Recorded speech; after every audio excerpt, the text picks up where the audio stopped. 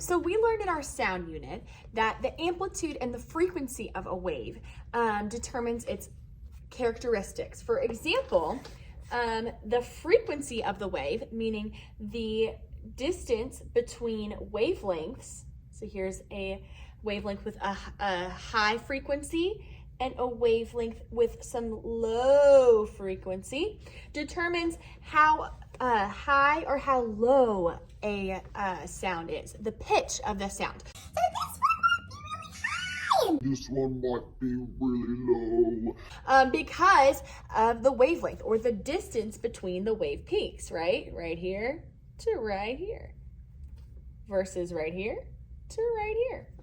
But did you know that when a light wave travels, frequency and amplitude, which we'll talk, amplitude was the amount of energy, so that means the distance between the resting point, so that's how loud or soft sound is, also affects how light is perceived and the properties of lights as well. Let me show you what I mean. So, a light with a higher amplitude, meaning that, like we talked about with sound, the distance between the highest point in the wave and the resting point in the wave means that it can be seen or perceived as brighter. So this light might be brighter, will be brighter than this light because it has a higher amplitude. But its wavelength determines what color the light is perceived as. Let me show you. Our eyes have a really cool way of detecting these different energies and wavelengths. Color, like I said. So this wave is a light wave that has a longer wavelength between its two peaks. It is perceived, or you can see it as red. That's how your eye sees it. This wave has a shorter wavelength. The shorter the wavelength, the more energy that it has. And it so happens that your eye perceives it as orange, and so on and so forth. Shorter wavelength, it's gonna be yellow. Shorter wavelength, it's gonna be green. The shorter the distance between wavelengths, the higher energy it's going to have. So a wavelength with a blue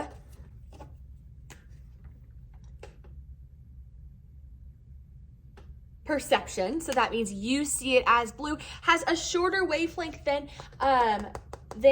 a wavelength with a red perception. So this one has less energy than this one. Think about it's moving faster, like we did with the jump rope activity. It's moving, the wavelengths are moving quicker.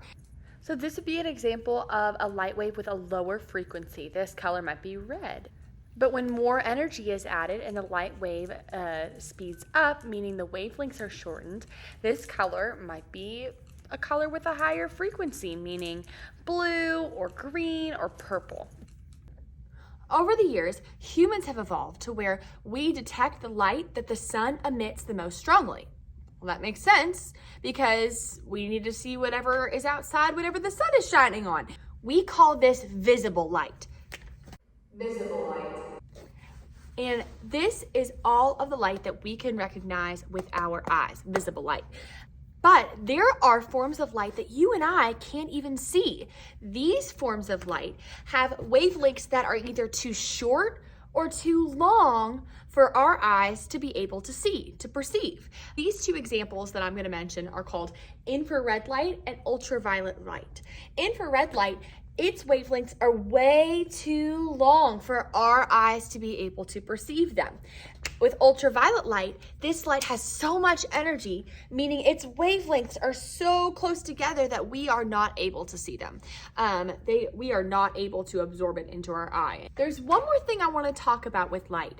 When it comes to light and how we perceive it on the electromagnetic spectrum. Pause. The electromagnetic spectrum is the way that scientists categorize the study of light.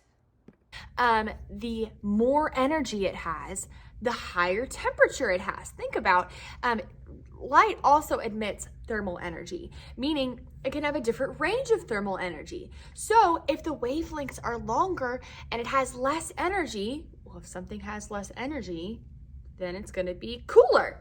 But if the wavelengths are smaller, meaning it has more energy, that light is going to be hotter.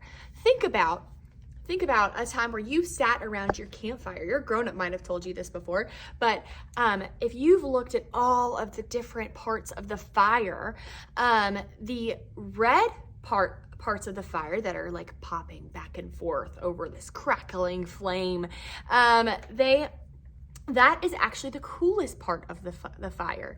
As it moves from orange to yellow to green, I know that sounds weird, but green all the way to blue and purple, those are the hottest parts of the flame. So a blue fire is going to be so much hotter than a red fire, and we can tell because it has because of the light it's emitting. We know blue has more energy, meaning the wavelength is shorter, so that means it's going to emit a hotter fire. Just to recap, the amplitude of a light wave determines its brightness. The frequency or wavelength of a light wave determines what color we perceive it as. As you can see, Miss Tuggle is demonstrating this wavelength would probably represent a color that is orange or red or maybe yellow, something with a longer wavelength. Now she is oh so graciously demonstrating a wavelength that has more energy, so it might be blue. It is a shorter wavelength, maybe it's purple, maybe it's green.